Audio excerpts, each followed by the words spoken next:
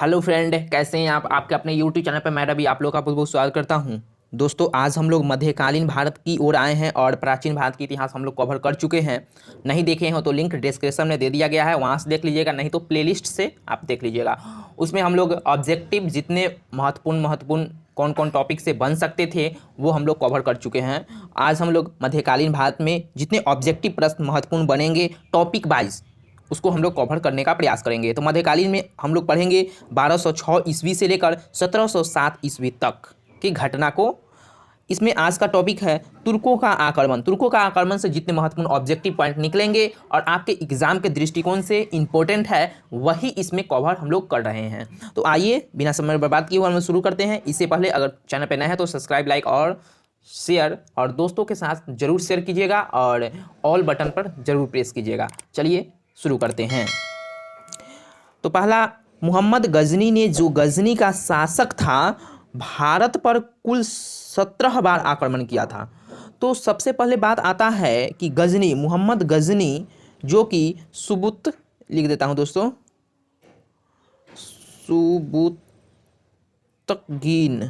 सुबुतगीन सुबुतगीन का यह श्रेष्ठ पुत्र था। ठीक है। और पिता की मृत्यु के बाद इन्होंने, गजनी ने 997 ईस्वी में यह गजनी का सिंहासन पर बैठा था। ठीक है।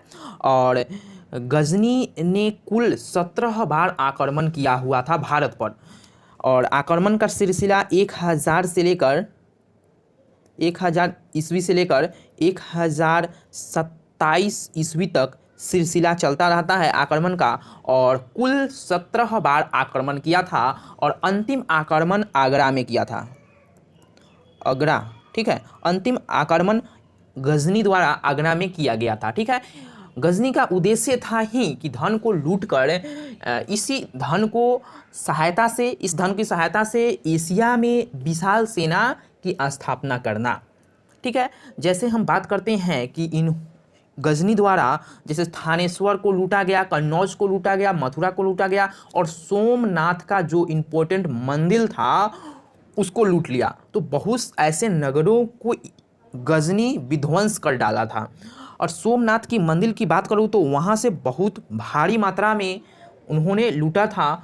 और कब लूटा था तो 1025 ईस्वी में लूट लिया था। ठीक है, सोमनाथ मंदिर को। और बहुत इंपॉर्टेंट है, ये एग्ज़ाम में पूछे जाते हैं। चलिए नेक्स्ट है, महमूद गजनी के भारतीय आक्रमणों में सर्वाधिक महत्वपूर्ण आक्रमण था तो सोमनाथ का मंदिर था दोस्तों, जो कि महत्वपूर्ण आक्रमण यही था जहाँ से यह भारी मात्रा में लूटपाट मचाई थी। ठीक है। चलिए नेक्स्ट है, भारत पर महमूद का आक्रमण 1027 में जाटों के विरुद्ध लड़ा गया था। जाटों के विरुद्ध जो कि महमूद का अंतिम आक्रमण लड़ा गया था, कहाँ लड़ा गया था तो आगरा में लड़ा गया था। ठीक है दोस्तों, आगरा में लड़ा गया था, जाटों के विरुद्ध अंतिम आक्रमण था। चलिए नेक्स्ट है, तो हम लोग पढ़ चुके हैं कि 1175 ईस्वी में मोहम्मद गौरी ने सुल्तान राज्य पर आक्रमण किया था, ये भी हम लोग पढ़ चुके हैं। चलिए नेक्स्ट है, मोहम्मद गौरी भारत में पहली बार पराजित हुआ था। कब हुआ था तो 1178 ईस्वी में भारत में सबसे पहली बार ये पराजित हुआ था मोहम्मद गौरी ने। ठीक है। तो दोस्तों, हम लोग जो कि तुर्कों का आक्रमण में जो महत्वपूर्ण ऑब्जेक्टिव प्रश्न बने थे और आपके एग्जाम के दृष्टिकोण से आने वाले हैं वही हम लोग कवर कर चुके हैं। और भी हम लोग देंगे, आपका जो भी इंपॉर्टेंट ऑब्जेक्टिव बनेंगे हम लोग धीरे धीरे कवर करेंगे। ठीक है, आप हड़बड़ाए नहीं, बिल्कुल। आते हैं हम लोग सल्तनत काल की ओर। सल्तनत काल में जितने ऑब्जेक्टिव पॉइंट बनेंगे चलिए हम लोग कवर करते हैं। नेक्स्ट है, दीवान इस्तिहाक विभाग की स्थापना फिरोज शाह तुगलक द्वारा की गई। यह विभाग का संबंध था तो पेंशन विभाग से संबंधित था, जो कि यह स्थापना फिरोज शाह तुगलक द्वारा किया गया था। ठीक है। चलिए नेक्स्ट है, दीवान रियासत विभाग की स्थापना अलाउद्दीन खिलजी द्वारा की गई थी। कौन सी? दीवान रियासत। देखिए आपके एग्जाम में बहुत बार ये पूछा गया प्रश्न है। तो अलाउद्दीन खिलजी द्वारा किया गया था। चलिए नेक्स्ट है, सल्तनत काल में इक्ता से छोटी इकाई कही जाती है, तो सिख को इक्ता से छोटी इकाई कहा जाता है। आइए हम सल्तनत काल के बारे में थोड़ा जान लेते हैं। सल्तनत काल में महत्वपूर्ण शासक के रूप में हम लोग को पढ़ना है गुलाम वंश, खिलजी वंश, उसके बाद तुगलक वंश, सैयद वंश और लोदी वंश। जब हम लोग इसके बाद में वीडियो में डिटेल में कवर करने का प्रयास करेंगे, ठीक है दोस्तों। चलिए नेक्स्ट है, इक्ता व्यवस्था की शुरुआत इल्तुतमिश ने की थी। इक्ता व्यवस्था की शुरुआत इल्तुतमिश ने की थी और दिल्ली का यह वास्तविक संस्थापक के रूप में माना जाता है, ठीक है, इल्तुतमिश। और हम लोग बात करते हैं सैनिक सुधारों की दृष्टि से अलाउद्दीन खिलजी का काल सर्वश्रेष्ठ माना जाता है। सैनिक सुधारों की दृष्टि से जो अलाउद्दीन का काल था वह सर्वश्रेष्ठ माना जाता है। चलिए, जजिया कर को कहा जाता है, क्या कहा जाता है, तो मुंडकर कर भी कहा जाता है। जजिया कर को क्या कहा जाता है, मुंडकर कर। चलिए नेक्स्ट है, सर्वप्रथम भारत में मोहम्मद बिन कासिम के द्वारा जजिया कर वसूली की गई। तो किसके द्वारा, सर्वप्रथम भारत में मोहम्मद बिन कासिम के द्वारा जजिया कर वसूली की गई, ठीक है दोस्तों। और हम लोग जब डिटेल में पढ़ेंगे तो उसमें चर्चा करेंगे ऑलरेडी, ठीक है। और यह वीडियो कैसा लग रहा है हमको जरूर कमेंट में कहिएगा। इस पर जो कि काम चल रहा है और भी आपको जितने ऑब्जेक्टिव प्रश्न बनेंगे मैं कोशिश करूंगा कि आप तक पहुंचाया जाए। चलिए नेक्स्ट है, सर्वप्रथम नगर निर्माण की दिशा में प्रयास किया था। तो गयासुद्दीन तुगलक ने सर्वप्रथम नगर निर्माण दिशा में प्रयास किया था। चलिए नेक्स्ट है, लोदी वंश के शासकों ने भूमि की नाप की इकाई के रूप में सिकंदरी गज का प्रयोग किया था, ठीक है, सिकंदरी गज का प्रयोग किया था।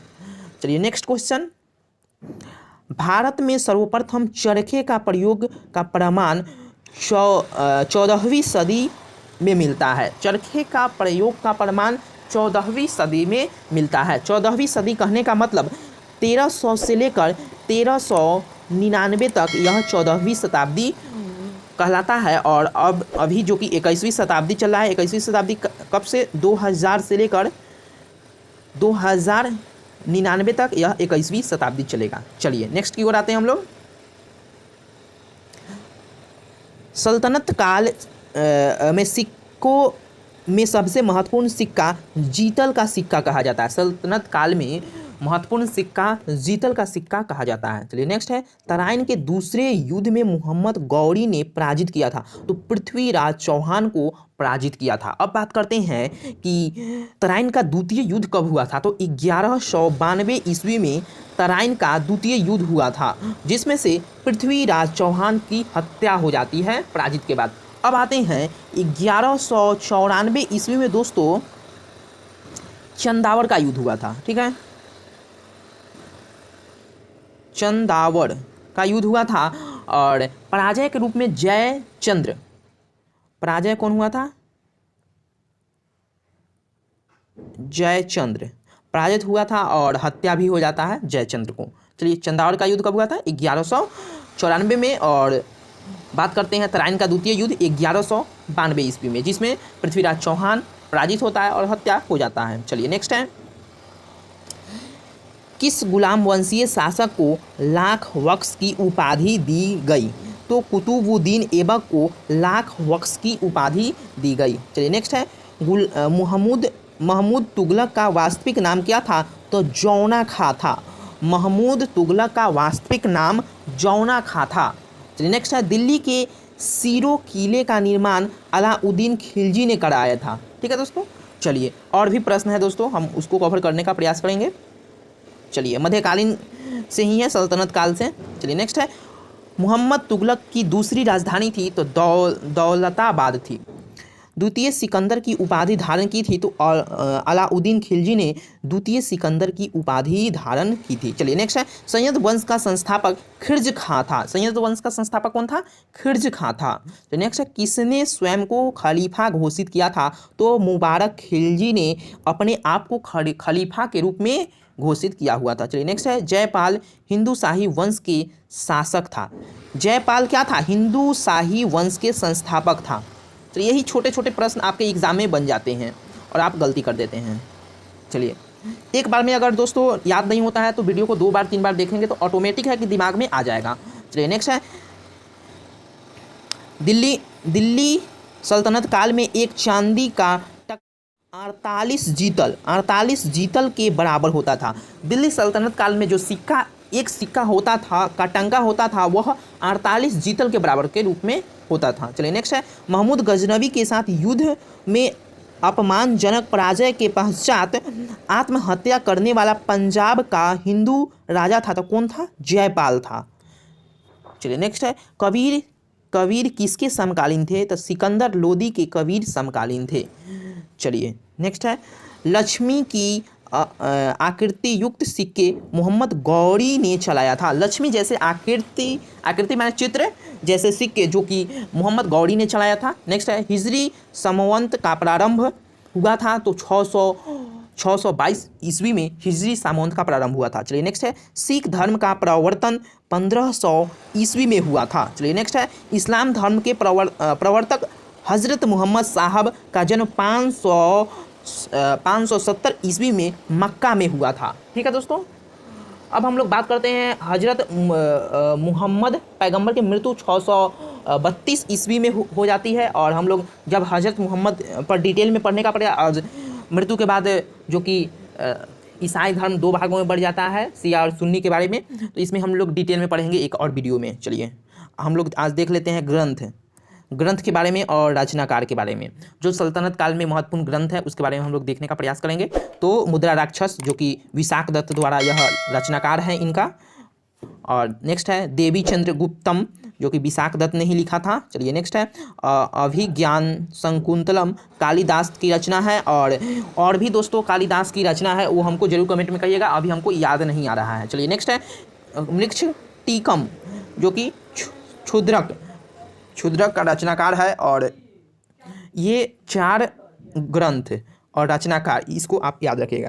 चलिए दोस्तों, यह वीडियो कैसा लगा हमको जरूर कमेंट में कहिएगा। और आज हम लोग ने तुर्कों का आक्रमण और सल्तनत काल से जितने महत्वपूर्ण ऑब्जेक्टिव प्रश्न बने थे आज हम लोग कवर कर चुके हैं। नेक्स्ट हम लोग फिर ऑब्जेक्टिव प्रश्न, जितने ऑब्जेक्टिव प्रश्न बनेंगे उस पर हम लोग चर्चा करेंगे। ऐसे ही हम लोग प्राचीन भारत के इतिहास को कवर किए, मध्यकालीन को कवर कर लिए, और हम लोग आधुनिक की ओर आएंगे, जल्द ही आने वाले हैं। तो आप लोग जानते हैं कि मध्यकालीन से 5 से 6 क्वेश्चन के अंदर में आपके एग्जाम में पूछ लिए जाते हैं, और एक नंबर के आपके बहुत डिपेंड करता है, और 1 नंबर कम आ जाता है तो आपका सिलेक्शन नहीं हो पाता है। ठीक है दोस्तों, तो चलिए हम लोग नेक्स्ट वीडियो में मिलेंगे, और आपका जो सजेशन है वो हमको कमेंट में कह सकते हैं। Thank you so much. जय हिंद, जय भारत।